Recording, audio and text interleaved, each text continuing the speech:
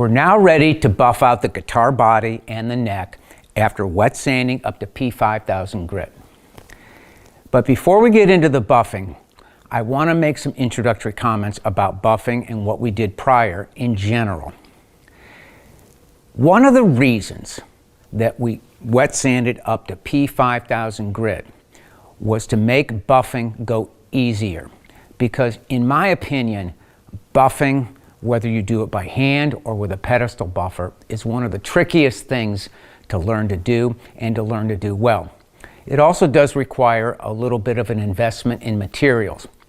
The other problem with buffing is there is a lot of information about different ways of doing it.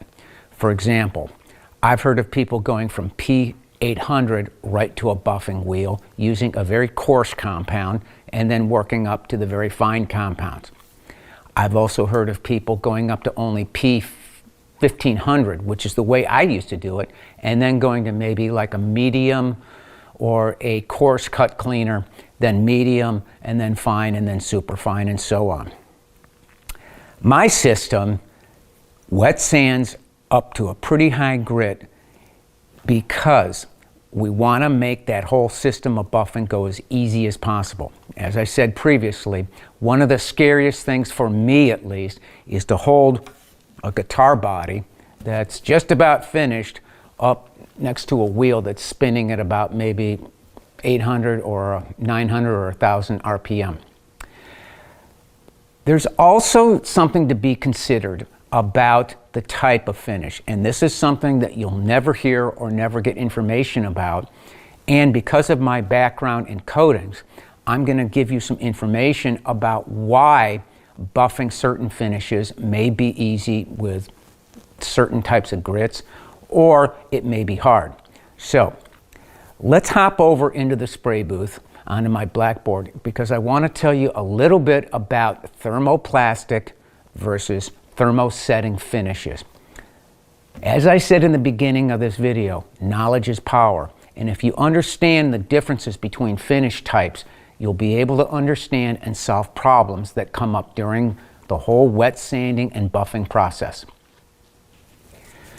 The finishes that we use in guitar making can very broadly be grouped into two different types: thermoplastic finishes and thermosetting finishes. Thermo meaning heat, which comes to us from the Greek; plastic, which means moldable; and setting, which means a way of hardening. This is the way that finishes cure in one respect. Thermoplastic finishes are evaporative finishes like shellac and lacquer. Thermosetting finishes are catalytic cure type of finishes like varnish and two-component urethane. But that's a subject for a different video. We're talking about finishes right now that are already cured, but whether they're thermoplastic or thermosetting cured finishes makes a big difference when we cure them. As I said, thermoplastic finishes are finishes like lacquer, both water-based and solvent-based. Shellac is another one.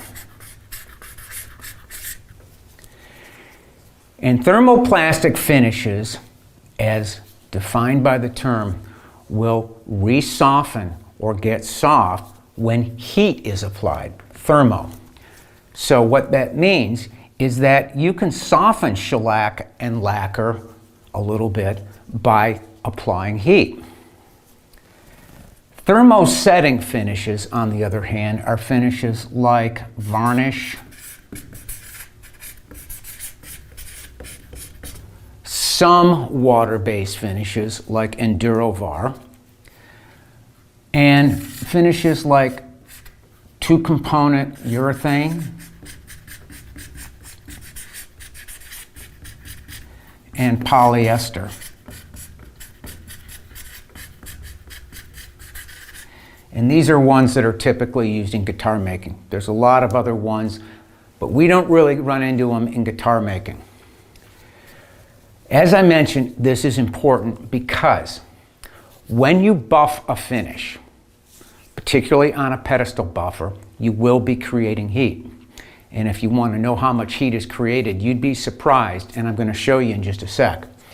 But, for example, shellac, the softening point of shellac is right around 150 degrees Fahrenheit. And if you hold shellac finishes up to a spinning buffing wheel long enough, you'll spin them right off because you get to that temperature quickly enough. Lacquer, nitrocellulose lacquer, although not quite as low a softening point as shellac, still will get soft. And when you buff a lacquer finish, a nitrocellulose lacquer finish, one of the things that you have to keep in mind is that it's going to be soft when you take it off the buffing wheel for a period of about 10 minutes until it cools down a bit and gets hard again. On the other hand, thermosetting finishes aren't reactivated or softened by the action of heat. Because they cure by a catalytic or a reactive process, they cross-link or become a very, very tight molecular structure, and heat can't break down that cross-link and soften these finishes. So a fully cured varnish, two-component urethane, and polyester don't really get soft by they aren't re-softened by the action of buffing. And that makes a difference in things like the speed of your buffer, how long you can buff, and which type of compounds that you use.